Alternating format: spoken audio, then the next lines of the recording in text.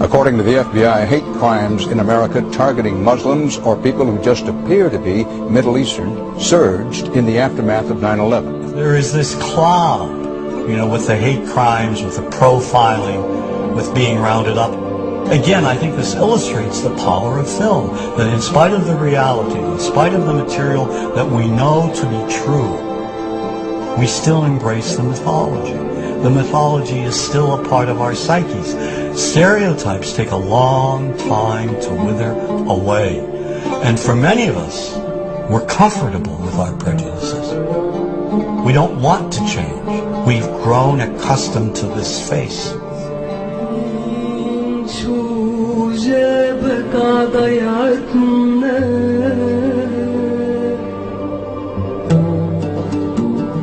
When we think of Arabs, what do we see?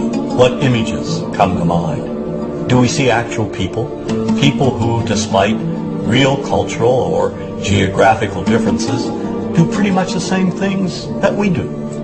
When we think of Arab women, what images come to mind? Do we see women who laugh and play and who adore their children? Women who work in the home as well as outside?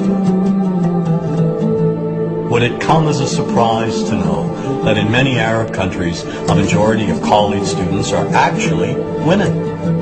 What's our immediate image of Arab men? Do we see loving fathers? Men who want to provide for their families? What about Arab teenagers? Do we see them the way you would think about teenagers in other parts of the world? Then there's religion in the Arab world. Do we see it as all-encompassing, dominating everything else? Do we know that even though faith plays a huge role in the Arab world, just as it does here in the United States, that it's also true that much of the Arab world is quite secular? When we think of Arabs and religion, does Christianity come to mind? Do we remember that there are over 20 million Christians in the region who have lived side by side in harmony with Muslims for centuries? To their credit, some filmmakers have shown Arabs and American Arabs in all their complexities. An excellent way to shatter a stereotype is through laughter, through comedy. So we have comedians. Comedians have done this historically. Black comedians, Jewish comedians. So we see Arab comedians doing this, and this is one way to release the tension. Here's on a credit card, true story. Guy behind the counter picked up my credit card, sees the Olive card, looks at me all weird. He's like, hey buddy, what kind of name is, that?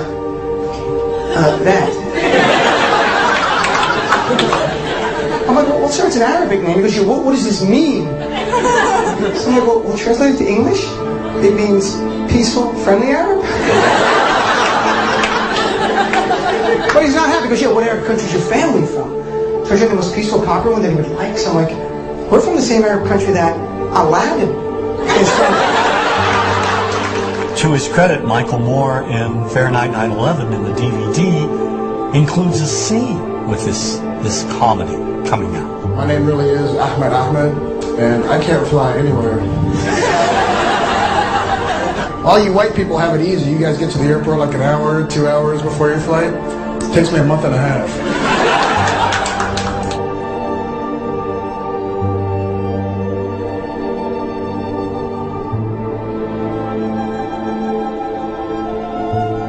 Nous vivons dans un monde qu'on peut critiquer, qui est le monde de la dérision.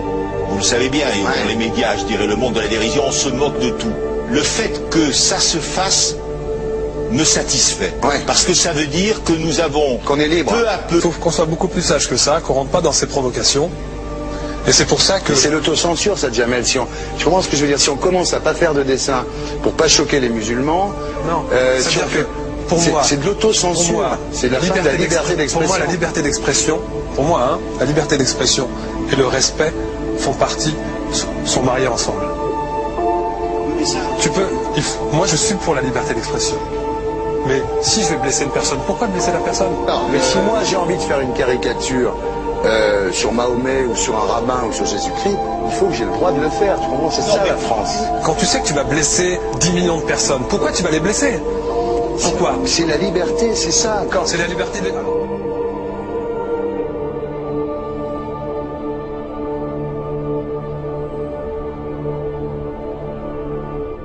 Non mais vous pensez pas que c'était à vous de vous excuser, non? En disant le sketch n'était pas très drôle, je suis désolé si j'ai blessé des gens, voilà, excusez-moi, voilà, c'est une connerie, c'est mon travail. Mais vous referiez pas le même sketch quand même? Mais le spectacle que je fais reprend en grande partie les lignes de ce sketch. Mais il y a un truc que je comprends pas sur cette affaire, c'est qu'à aucun moment vous avez senti le besoin de vous excuser et que vous en avez rajouté. C'est tellement surprenant, c'est tellement inadmissible que j'en suis choqué, voilà. Dans un pays où on peut parler, on peut s'exprimer. Et là, pourquoi tout d'un coup, sur un sujet, on ne pourrait pas s'exprimer sur ce sujet? Vous savez bien pourquoi on ne peut pas s'exprimer. Pourquoi? Parce que dans ce pays, on a envoyé pendant la guerre des juifs dans des chambres à gaz et que ça crée un petit problème quand même. Vous voyez ce que je veux dire? Dans ce pays, on a envoyé pendant 400 ans des centaines de millions de Noirs. Il y a eu 400 ans d'esclavage et pourtant, ça n'a pas empêché Michel Leb de faire un sketch qui m'a fait marrer. Où il faisait un Noir, et à la fin, il faisait un singe, et en parlant des narines, en parlant des lunettes. En tout cas, lui, il n'a pas été interdit d'exercer son travail. Il a même eu la Légion d'honneur. Quelqu'un qui a toute sa famille qui a été exterminée dans un camp de concentration et qui voit quelqu'un à la télé qui dit Israël, vous vous rendez compte? Je ne sais pas. Mais on peut pas. Il y a des moments où même si on connaît les gens, même si on les a invités, on leur... Et c'est pour ça que... C'est l'autocensure, ça, Jamel. Tu comprends ce que je veux dire? Si on commence à pas faire de dessin pour pas choquer les musulmans... Non, si on fait... C'est de l'autocensure.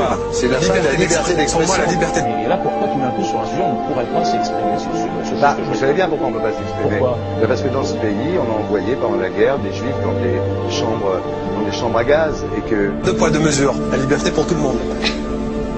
C'est-à-dire? La liberté pour tout le monde. Il y a une personne comme Dieudonné qui a fait un rabbin, enfin qui a fait un colon juif, etc.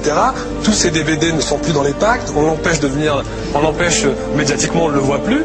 Alors que lui, c'est un comique. Plusieurs lois qui ont été faites contre l'antisémitisme. Et moi, je fais un appel aujourd'hui de faire une loi contre l'islamophobie.